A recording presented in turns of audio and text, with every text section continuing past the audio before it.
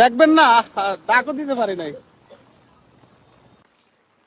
হ্যাঁ, ও আপনি বাসা কোথায়? কোটবার বিশোর। ও কি করেন?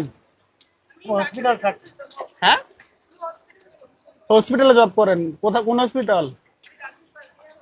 হ্যাঁ, কেয়ার হসপিটালে। ও, একটা গাড়ি ঠিক করে চলে যান। হ্যাঁ হ্যাঁ, এটাই বলতেছি। হ্যাঁ, বাসায় চলে যান।